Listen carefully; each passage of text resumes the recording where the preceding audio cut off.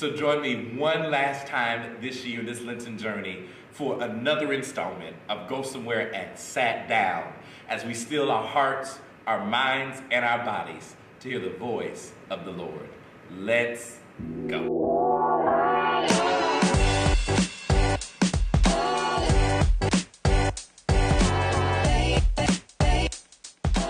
Hey friends, today join me from Luke chapter 23. Just want to read one verse of scripture for our last time together. Luke chapter 23, verse 56. It says, "Then they went home, prepared the spices and perfumes, but they rested on the Sabbath in obedience to the commandment." Today, I want to have a conversation about sacred silence. It can be hard to get some peace and quiet nowadays. From the noise of our phones buzzing, to the noise of the streets, to the noise of our TVs, to even the noise inside our heads, getting a space to be quiet can be difficult. The better reality is that people wanting a quiet space is even more rare. Some of us don't even want quietness anymore. Some are afraid to be alone and quiet, for they're left to their own thoughts, the challenge of getting to know them own selves, or even the challenge of unpleasant realities.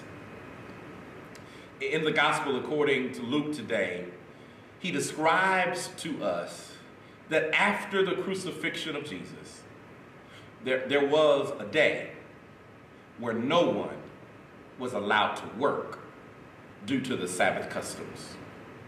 On this day, in between crucifixion and resurrection, there was silence. No work, no agenda, no being busy, just quietness. On this Holy Saturday, this world had to sit with the reality that the Messianic servant is in the grave and wrestle with whether he will stay there or will he do just what he promised us. On this day, they had to sit in silence and remember the words of Jesus, the promises of Jesus, and the actions of Jesus. Friends of God, I come to tell you that silence is necessary sometimes. For it frees us from trying to add to our lives or being distracted by other things, and just allows us to be present and just in the moment. Even greater silence allows us to really drown out the noises and listen to God. It calls us to reflect, to remember, to meditate, to discern.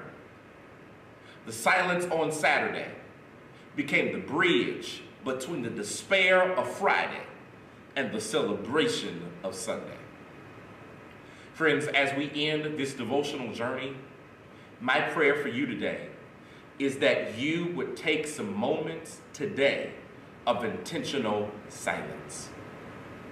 Remember what you've heard during these last 40 days. Remember what you've seen and experienced through these last 40 days. Reflect on how you've been changed. Meditate on the words of the Lord that he's spoken to you during this time, and discern where God is calling you on the other side of Lent.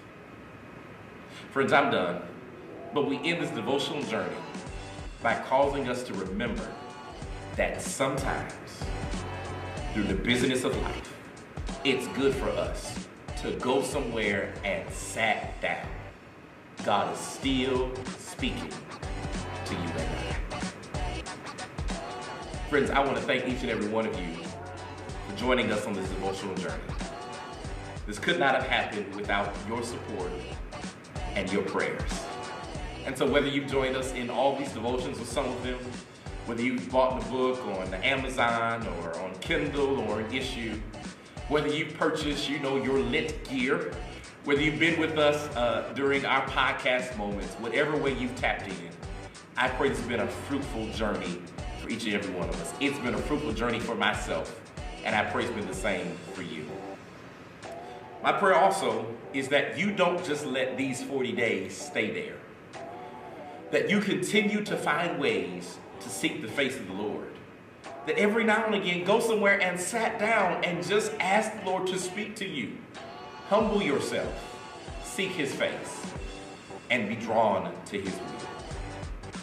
I'm Pastor Young, and for this last time I get to say it, I want to say thank you for joining us for these last 40 days in this Lenten journey that we've called Go Somewhere and Sat Down, stilling our hearts, our minds, and our bodies to the voice of the Lord. I want you to celebrate yourself. You've made it to the end of the journey, and we'll celebrate tomorrow that our Christ once was dead, but now he is alive. Peace and God's blessings to you.